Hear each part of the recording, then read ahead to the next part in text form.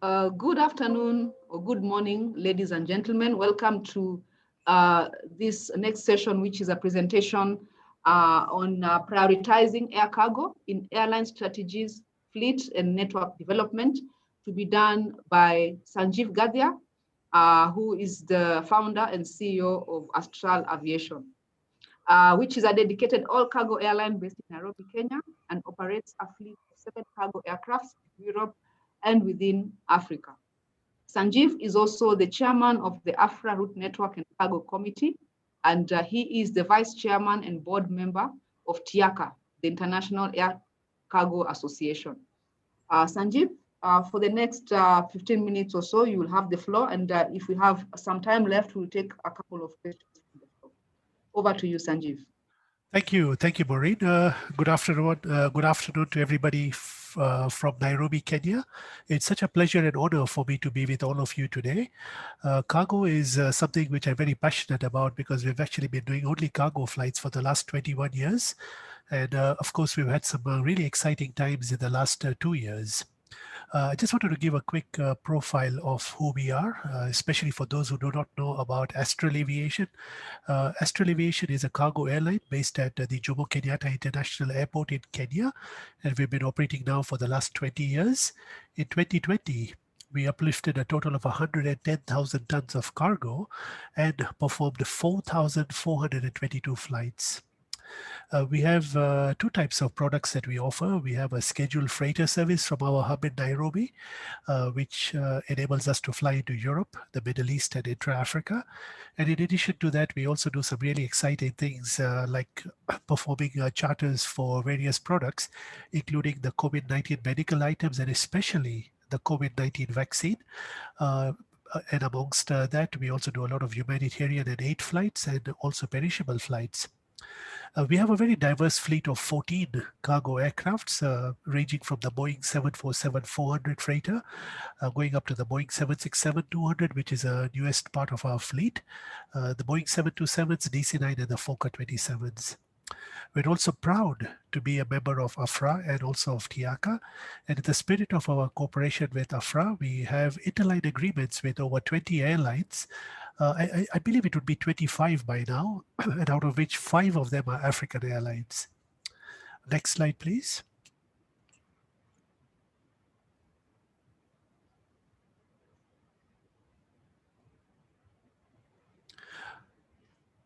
Next slide, please, Maureen. Thank you very much. I'd like to now just brief everybody about the AFRA Route Network Committee and the Cargo Committee, which I chair. I'm so sorry. Yes, here we are. In December 2020, AFRA merged the Route Network Committee and the Cargo Committee into one committee. And in December 20, I was honored to be appointed the chairman, along with Egyptair, who is currently being represented by Mr. Hesham Helewa, who is the vice chairman for cargo, and Kenya Airways, who is also the vice chairman for passenger, which is represented by Martin Kitonga. And we also have all the AFRA member airlines who are participating in the route network and the cargo committee. We have 3 meetings in a year, and each meeting that, all the meetings that we've had so far are virtual meetings. And I would like to thank all AFRA members for their participation. The last meeting that we actually had was a second AFRA Route Network and Committee meeting, which took place on the 15th of April. And we had some very exciting presentations from Predictive Mobility. In this respect, I would like to thank Mr. Christoph Rutter from Predictive Mobility for making a presentation on air connectivity in Africa. We also had a very good presentation on the passenger market from Martin Gitonga from Kenya Airways. And we also had a really good presentation on air cargo industry in Africa, which was done by Mr. Hesham Helewa from Egyptair Cargo. And finally, I made a presentation on the transportation of the COVID-19 vaccines in Africa. The primary objective of our committee is to enhance cooperation in cargo and network coordination between the AFRA member airlines. And I'm really so happy to see that our cooperation between the AFRA member airlines is actually at a very strong point. During the times of the pandemic, it is through cooperation that we can actually be able to enhance our network and our fleet optimizations to the fullest. And we also have a memorandum of understanding with TIACA, which is an organization that I work with very closely. And we're actually seeing greater initiatives between TIACA, which is the world's largest air cargo association, and AFRA. Next slide, please.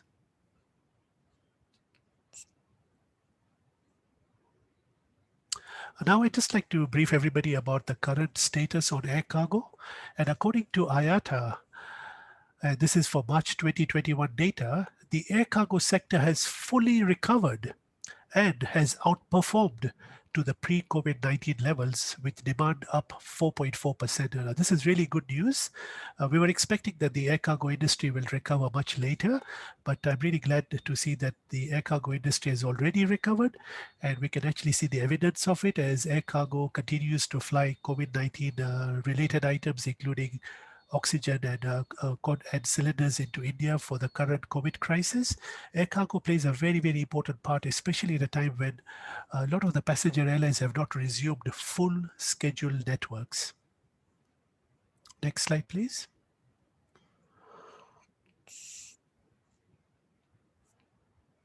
And I would also like to report that cargo plays a very important part in the airline business, and it now contributes up to 1/3, which is almost 33% of the typical airline revenue. And this is actually a very big improvement compared to what it was before the COVID, which was anything between 10 to 12.5%. So what we are really seeing right now is that cargo is playing a very, very important part in the airline revenues. And this is one of the reasons why we believe that cargo has a very important part to play when it comes to a representation at the board level, so that the voice of the cargo industry can be heard both when it comes to fleet planning and also network expansion. Next slide, please. What I would like to now share with all of you is a very important fact, which is that the African air cargo industry is experiencing the highest growth levels in the world. For example, in March, we can actually see from the chart that the growth was 24.6% compared to the same time in 2019, and it is the strongest of all regions. You can actually see that when you compare Africa with North America and some of the other regions, you will actually see that Africa is doing relatively well, and we've also gone way above the industry average. So this is really very positive for Africa, and I really believe that the expansion is because of the high volume of cargo between Asia and Africa. Next slide, please.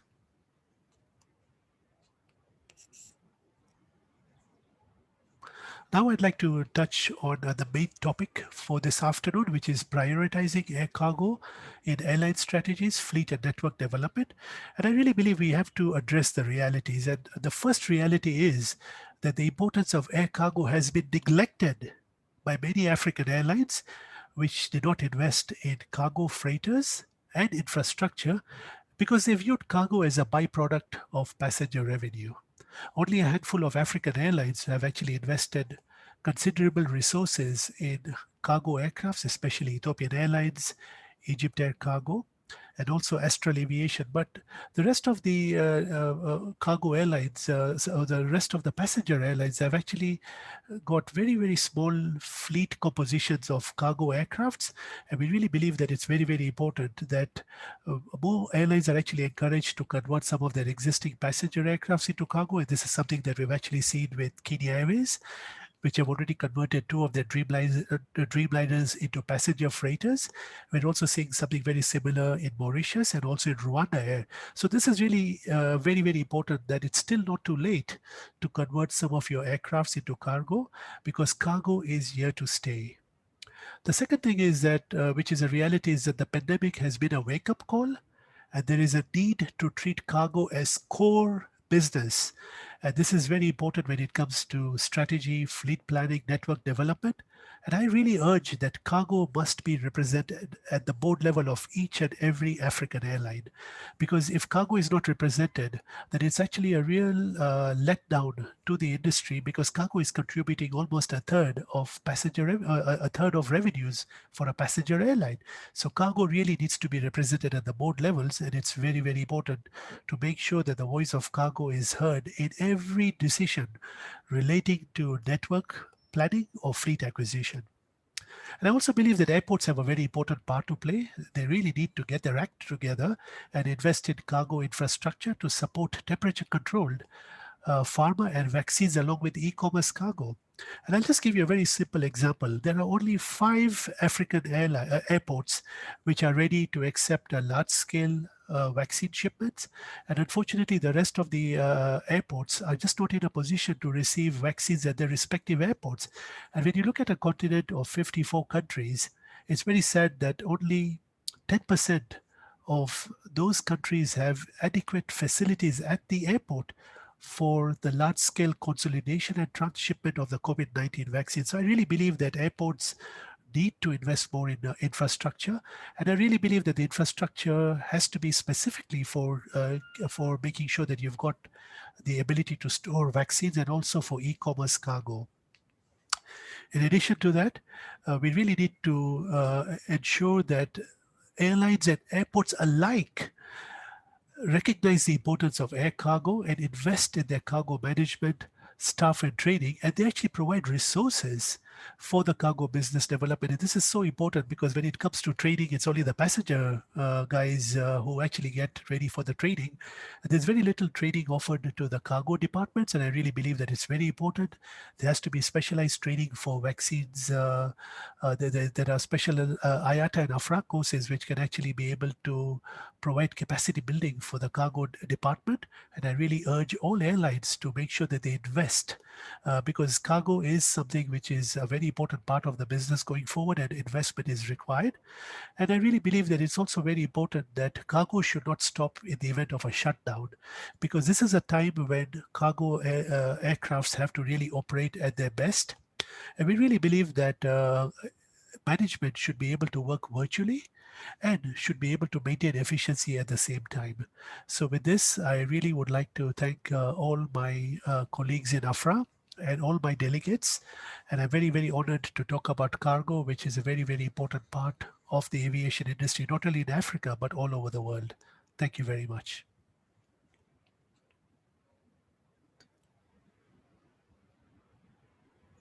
Thank you very much, Sanjeev, for your presentation. And it's important to note that cargo has, from the crisis, it's really that cargo plays a very important role in the core business of an airline, and more importance needs to be given to it at the board level. We have a question, a couple of questions on the floor we can take. The first question is, yes, air cargo has fully recovered, but this is based on the figures due to large transportation of COVID material. How about non-COVID cargo materials, which is perishables, normal cargo, raw materials, especially as there is a huge drop in production? Thank you. Thank you. That's a very good question. We are noticing a very big demand for perishables, for example, from Kenya. And this is because of the high demand from Europe, because parts of Europe are still experiencing lockdown. And as a result of that, the demand for Kenyan fruits and vegetables and flowers are at the highest level. And I'm very happy to inform everybody that our flower exports in 2021 are actually at the same level, if not surpassed the 2019 levels. So we're actually seeing a very high demand for flower exports from Nairobi into Europe. But the one that is really the one that has shocked everybody is e-commerce. And we've actually seen that the demand for e-commerce from West Africa and South Africa is at its highest levels. It's even gone over what it was actually there in 2019. So we really believe that the growth in air cargo is coming from e-commerce. We're actually seeing very large e-commerce shipments coming in from China and also from Europe into Africa. Countries like Nigeria, which are waking up just after the COVID, are experiencing record volumes of growth in e-commerce shipments. And I really believe that when you look at the whole norms of shopping during the COVID, everything is actually all is being done online. So we really believe that perishables and e-commerce are actually driving growth much faster than COVID-related items. And this is a reality. We're not seeing so much COVID vaccines because of the delays in the supply chain from India, but we are really seeing that perishables and e-commerce are the way to go. And that's why I'm encouraging airports to make sure that they actually invest in e-commerce fulfillment warehouses, have special fast lanes for e-commerce. You cannot keep e-commerce cargo in the airport for 1 week. You've just killed the whole opportunity. So we just need to make sure that airports and customs realize the importance of providing a fast lane service for e-commerce cargo, and to actually make sure that it moves within the shortest period of time. And I also believe that a lot of the airports need to be geared up to have special e-commerce fulfillment warehouses so that it can actually be able to meet the requirements, not only their own countries, but also for the export region. Okay. Thank you very much. And in the interest of time, we'll take one last question from the floor. And this one is from Victoria Moss. How do you see your fleet developing given the increase in cargo demand? Do you plan to take more aircraft? If so, when? Thank you, Victoria, and I hope you're keeping well. Yes, we are currently operating 14 aircrafts, and just before COVID, we were at 9. And I'm expecting that we'll be acquiring at least 3 more aircrafts in 2021. Just for Victoria's information, we are getting ready to roll out the 4 British Aerospace ATP aircrafts, which is a very exciting project that we are working on for the cargo sector. And we are also taking delivery of Boeing 757 aircraft. So these are aircrafts which we signed up for in 2020. And some of these aircrafts are actually coming in online. But I believe that the biggest development that we will have will be the acquisition of additional Boeing 767-200 and 300 freighters. So just for your information, Victoria, we're currently operating 1 Boeing 767-200 freighter, and we're expecting the second one in the middle of this year. And next year in 2022, we will be operating 2 Boeing 767-300 freighters. So we have a very well mapped out freighter acquisition strategy, and we really believe that in terms of the amount of freighters that we operate in Africa, no other African airline has got the fleet that we have, and also the diversity of the fleet, where our smallest aircraft can carry 5 tons and our largest aircraft can carry 110 tons. So this is a value proposition that Astral Aviation offers to its customers, and we're very, very proud to actually have the fleet diversity, which is very important for our growth. Thank you very much, Sanjeev.